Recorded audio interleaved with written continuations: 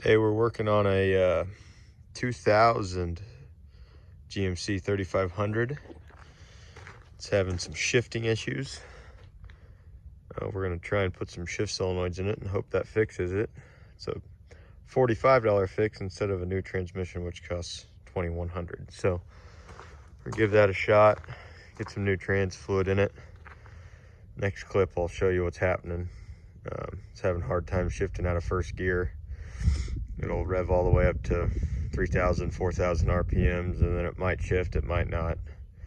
But that's no bueno, so we'll see if we can fix that today. The transmission that's in this truck is a 4L80E. It's what's in most of the bigger 1 ton and 3/4 ton trucks of these years. The half tons have a 4L60E. It's in, the 1500s and the Suburbans, very similar, just smaller transmission.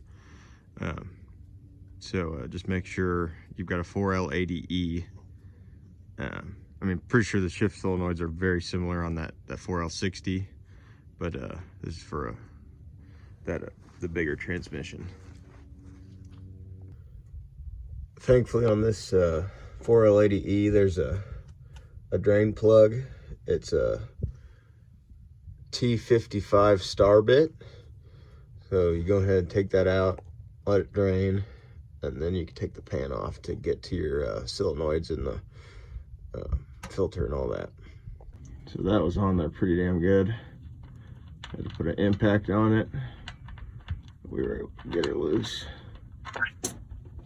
And just let her drain out into a drain pan. Fluid looks pretty good.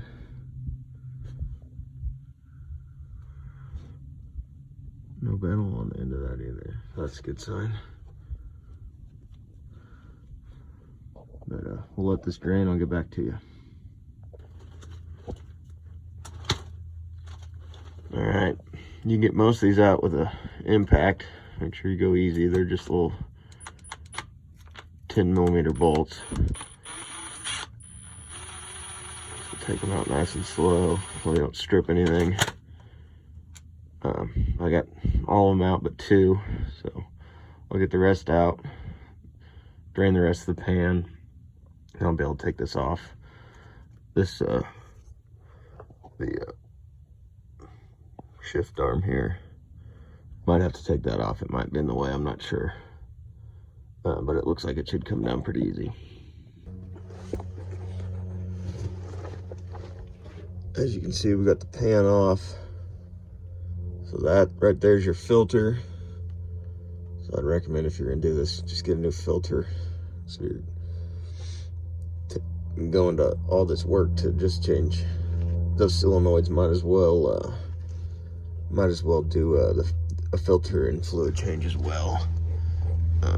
Back here on the back are where those solenoids are at.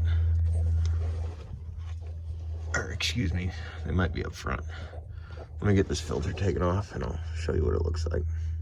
So we got the pan off. Gonna get that all cleaned up. And here's the 2 shift solenoids. One does shift from 1 to 2, and then the other is 2 to 3. Could not tell you which is which. They look pretty similar, but they're different. The tabs are on different sides, and this one's got different styles on how they hook up. One's got the clip that goes on the front, and then this one's got 2 clips that go on either side, the left and the right. So that's how you'll be able to tell them apart. And there's the little 2 screws that go in there that hold it in. Those are a T27 star bit. Gotta be careful with those, make sure you don't strip them out, but not too difficult. So we'll get this pan all cleaned up, and we'll get those new ones installed. Be careful when you take those out. Fluid does come back out once you take them out, so just make sure you're not underneath of it when that happens. So here's the new filter. Get a Wix filter. Part number on that is 58608. It comes with the gasket. If you got the original gasket, sometimes you can reuse that, but there was a cork one already on it, so we're just gonna go ahead and put that new one that came in the Wix filter. But there's the new shift solenoids. And then got the pan all cleaned up, got the magnet cleaned off. It's ready to go back on. So, as you can see, this is the back of the transmission going towards the rear. There are your two clips for your two solenoids, the white one and that gray one. We'll see if we can get a view of this. I doubt it, but the shift solenoids go into the back here, so they go in like that, and then the screws are on this back side as well.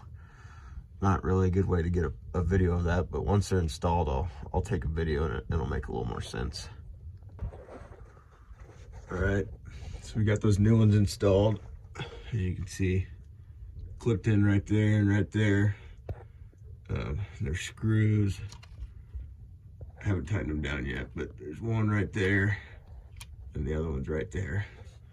And they're a hair over hand tight. That's what they're supposed to be. I'm sure there's a torque spec on those, but just don't go too heavy on them.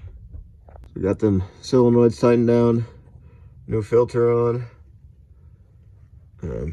Slap the pan back on, fill her up with fluid. Let's see, fix the problem. Sure hope so. Got the pan all put back on. Now it's time to fill it back up. Everything I'm reading online says it's around 6.5 to 7.5 quarts needed after a change. I'm gonna put, I don't know, 5.5 or 6 in, let it run for a little while, and then check it. I don't want to overfill it. So we'll get to that right now.